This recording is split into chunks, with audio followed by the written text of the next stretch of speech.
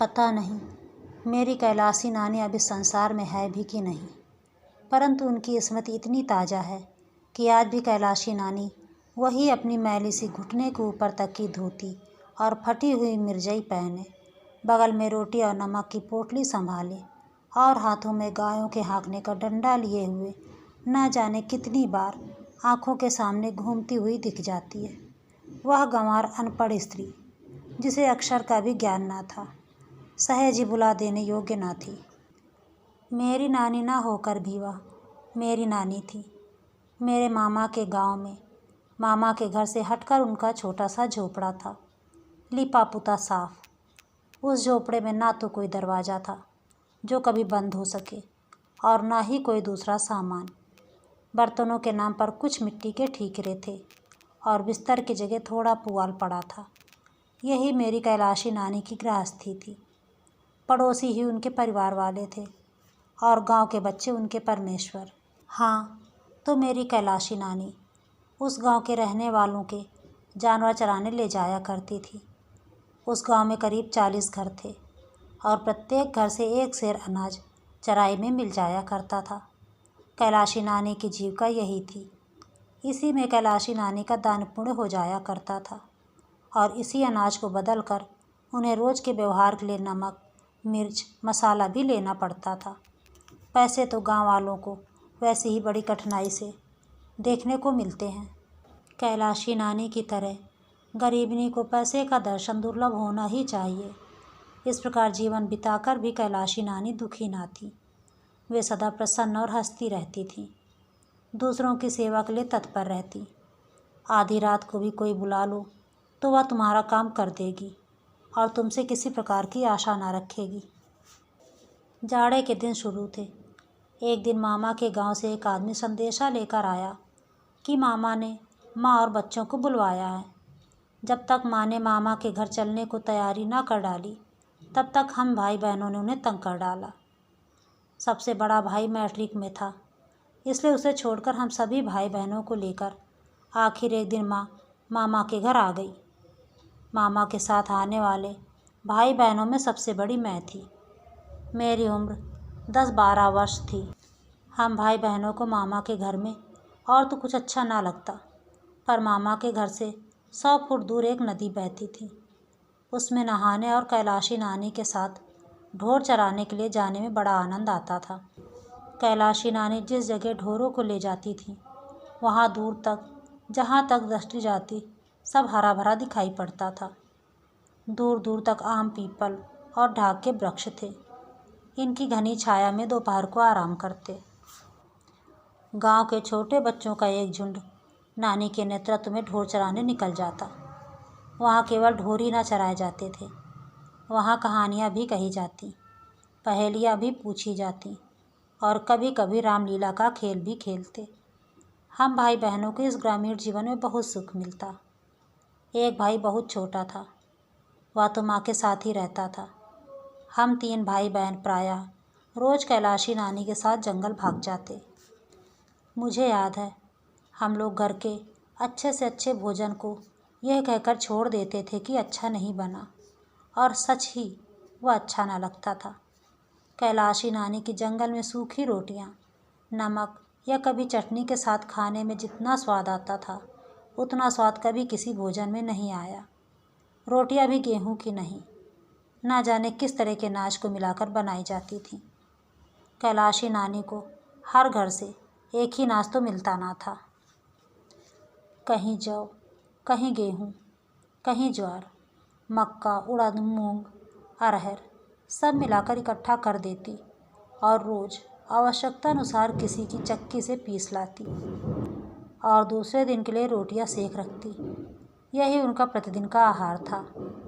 यही रोटियां वो सबको खिलाती थी और हम लोग बड़े स्वाद से खाते थे।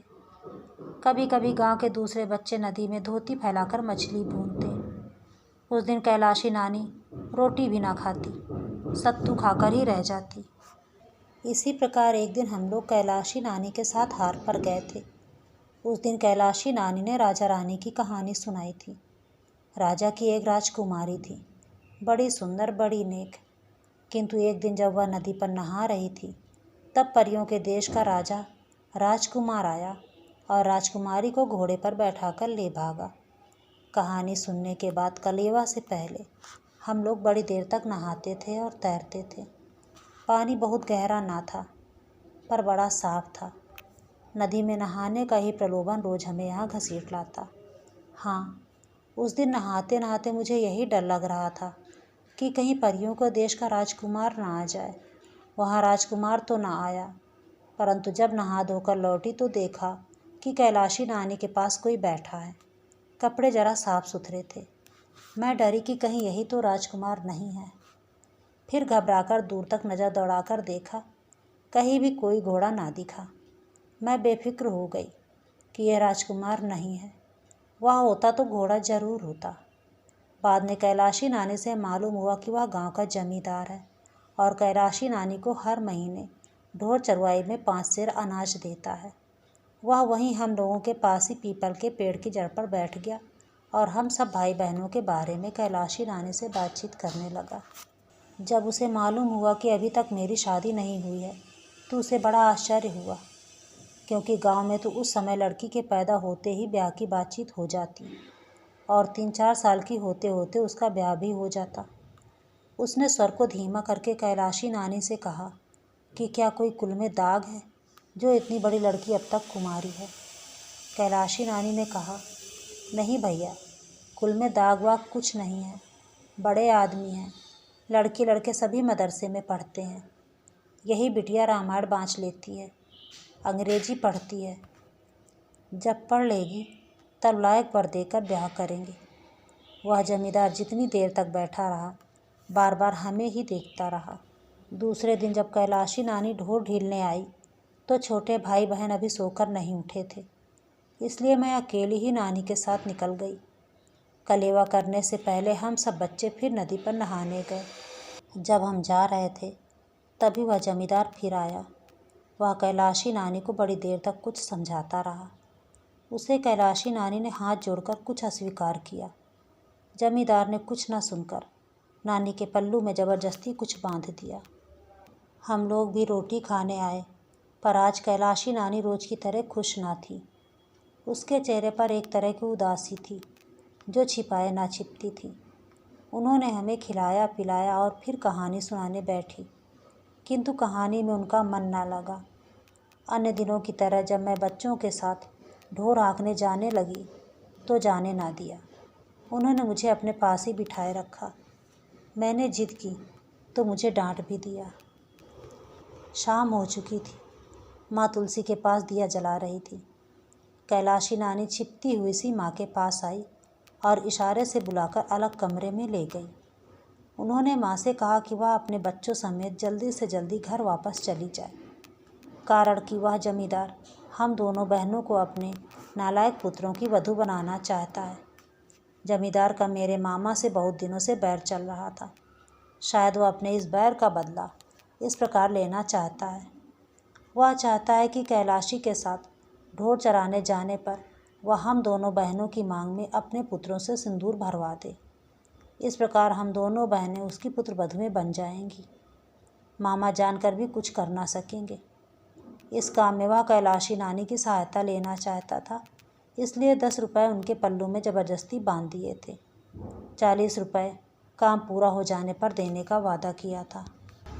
कैलाशी नानी ने शपथ लेते हुए वह 10 रुपये कमर से निकालकर माँ को दिखाए और फिर बोली, बिटिया झूठ नहीं कहती, मेरे पास तो 10 पैसे भी नहीं। फिर ये 10 कलदार कहाँ से आए? ये उसी अधर्मी ने बांध दिए हैं। तुम बिटिया को लेकर चली जाओ। जिस गांव का जमींदार इतना अधर्मी है, तुम यहाँ फिर ना आना। बिटिया का शादी ब्याह करके ससुराल भेजकर ही आना। कैलाशी नानी ने यह भी कहा कि वह हमारे जाते ही इन रुपयों को जमींदार के आगे फेंक देगी। अधर्म का पैसा वह कभी स्वीकार न करेंगी। मुझे याद आया कि एक दिन इकन्नी लेकर मैं नानी के साथ चली गई और कैलाशी नानी ने मुझसे लेकर वह बहुत संभाल कर रख ली और शाम को लौटकर वह माँ को वापस कर दी। वही कैलाशी नानी आज कमर में 10 कलदार बांधे थी। कल जरा सी बात पर 40 रुपये और मिलने वाले थे। पर कैलाशी नानी अधर्म का पैसा नहीं लेना चाहती थी। उन्होंने कहा कि अगले दिन वह हमें वहाँ से भेजे बिना ढोर चराने नहीं जाएगी और जमींदार के रुपए उसके दरवाजे पर जाकर फेंक देगी। फिर तो चाहे वह महीने का 5 सेर अनाज भी बंद कर दे। कैलाशी डरती नहीं, वह कहीं भी जाकर ढोर चराकर पेट पाल लेगी। माँ उसकी बात पर विश्वास नहीं कर पा रही थी। कोई कैसे उनकी पुत्रियों की मांग में सिंदूर भरकर घर में रख लेगा। मेरे पिताजी प्रसिद्ध वकील हैं, वे जमींदार को जेल खाने की हवा खिला सकते थे। फिर भी माँ कैलाशी नानी के आग्रह को टाल ना सकी। दूसरे दिन वह हमें लेकर घर चली आई। तब से आज तक कैलाशी नानी का हमें कोई समाचार नहीं मिला था।